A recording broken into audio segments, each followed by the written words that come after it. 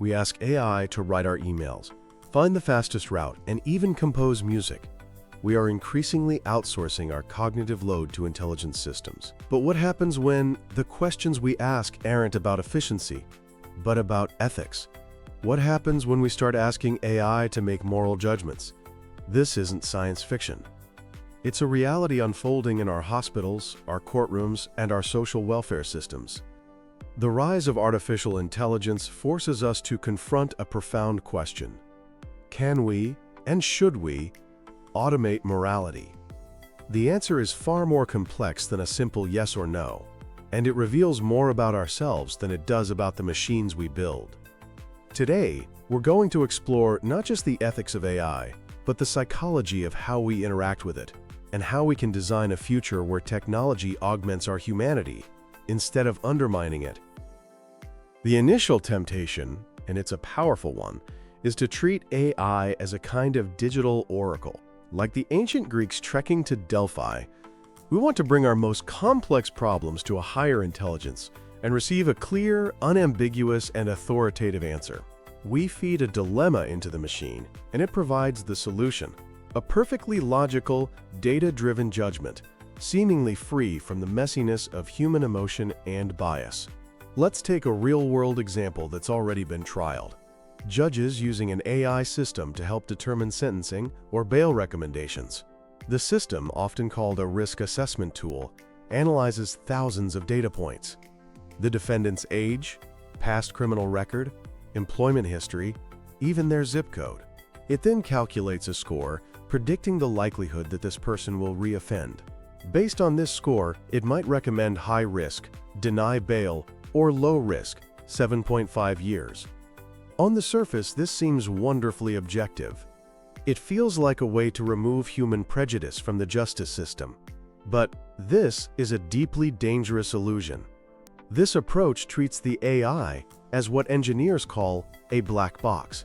Data goes in, a decision comes out, but the reasoning process hidden inside is opaque, even to its creators. We don't know precisely how it weighed the defendant's zip code against their employment history. We don't know if the historical data it was trained on is itself riddled with societal biases, meaning the AI is just learning to replicate and even amplify past injustices with ruthless efficiency. It can't understand the concept of redemption, the context of a person's life, or the nuances of their character. When we blindly accept the output of such an oracle, we are doing more than just using a tool. We are abdicating our most profound moral responsibility. We are outsourcing judgment, and we are placing our faith in an intelligence that can calculate odds but cannot comprehend justice. This isn't a path to a more enlightened world. It's a path to a world where our most important decisions are made by an intelligence that lacks the one thing essential for true moral reasoning: consciousness. So if the oracle model is a dead end, what's the alternative? The answer lies in a fundamental shift in philosophy. We must stop trying to build AI that gives us answers and start building AI that helps us ask better questions. The goal should be to design AI not as a detached authority, but as an intimate collaborator. We need to create systems that work with our unique moral psychology, our intuitions, our emotions, our capacity for empathy, not against it. This isn't about dumbing the AI down. It's about making the human AI team smarter, more ethical, and more robust. This design philosophy is built on three crucial pillars, each designed to empower the human, not replace them. The first pillar is a total rejection of the black box. We must demand and design for radical transparency. If an AI is going to be a trustworthy partner in a moral conversation, its reasoning must be transparent and understandable to the human it's assisting. This is the central mission of a field called explainable AI, or XAI. XAI seeks to pry open the black box and show the AI's work. Let's go back to the doctor's office. An unexplainable AI might just say, there is a 92% probability of a malignant tumor. The doctor is left with a stark number, forced to either trust it or ignore it. An XAI system, in contrast, would create a dialogue. It might say, I've identified a 92% probability of malignancy based on these three factors. It would then visually highlight the specific cluster of cells on the MRI that look suspicious. It might pull up images from 3 other anonymous patients with similar patterns that turned out to be malignant. But then, it might also add, however, the patient's blood work shows an unusually low level of this specific protein marker, which is inconsistent with 85% of similar cases. This is an anomaly worth investigating.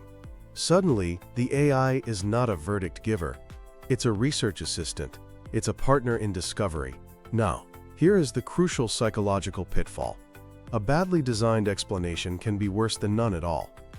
If the explanation is too complex, or if it just spews out technical jargon to justify its answer, it can create a false sense of understanding.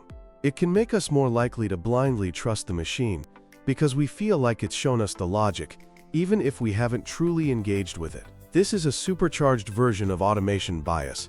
Effective XAI isn't designed to make us feel secure in the AI's answer. It's designed to make us appropriately skeptical and curious.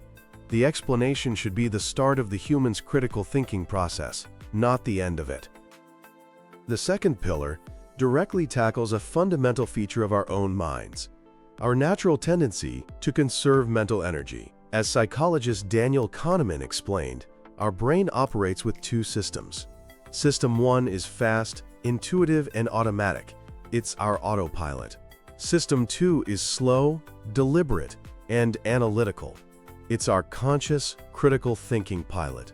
When faced with a confident answer from an AI, our lazy System 1 brain is overjoyed to let the machine do the work. To counter this, we can design systems with what are called cognitive forcing functions. These are essentially intentional speed bumps for the mind. They are features deliberately designed to jolt us out of our passive System 1 thinking and engage our active System 2 brain.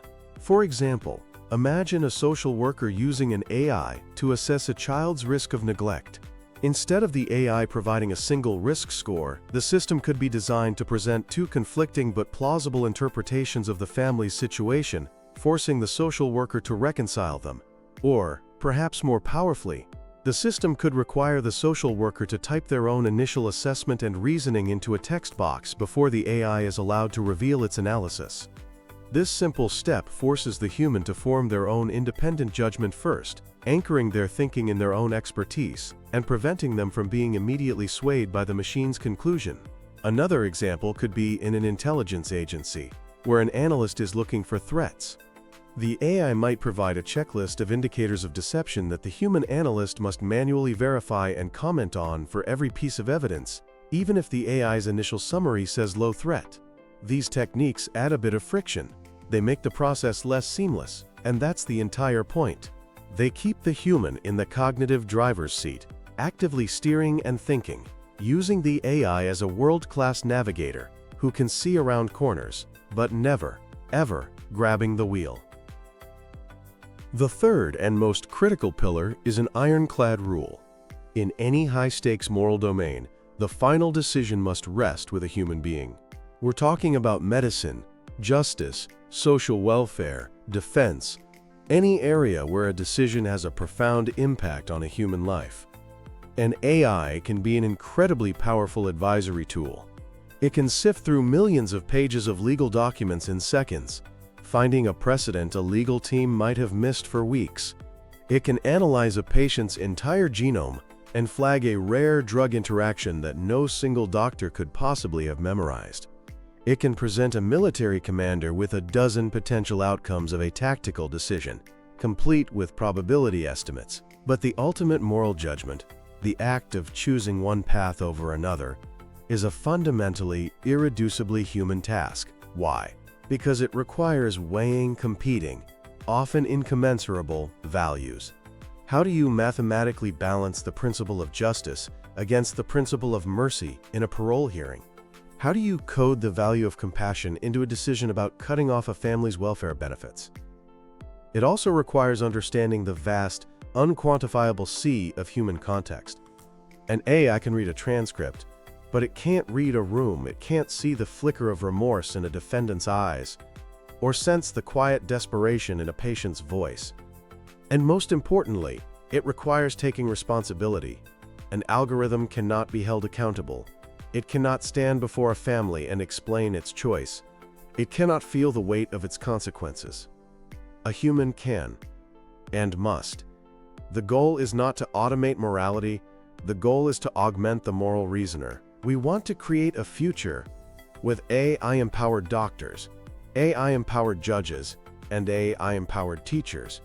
But the final, accountable judgment remains where it belongs, with us. So far, we've focused on designing better machines. But that's only half of the equation. The final, and perhaps most difficult piece of the puzzle, lies not in the code, but in our own minds. To live ethically and effectively in the age of AI, we can't just be passive consumers of this technology. We must actively cultivate our own moral reasoning abilities to become more discerning, more critical, and more self-aware users. This is a call for a profound investment in our own human algorithm. This starts with a revolution in education. From a young age, we need to teach critical thinking skills specifically tailored for the 21st century. This means establishing algorithmic literacy as a core competency, right alongside reading, writing, and arithmetic. Algorithmic literacy isn't about learning to code. It's about learning how algorithms think and how they shape our world. It's teaching a high school student how the YouTube recommendation algorithm can slowly pull a person towards more and more extreme content.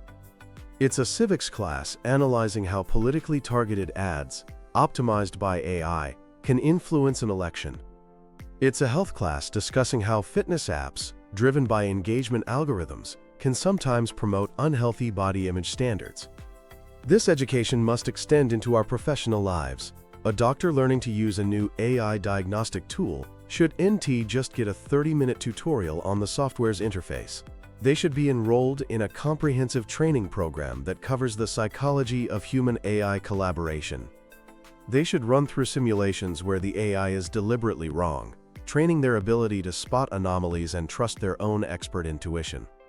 Lawyers using AI for case research need to be trained to question whether the AI's database has inherent biases or is missing key perspectives.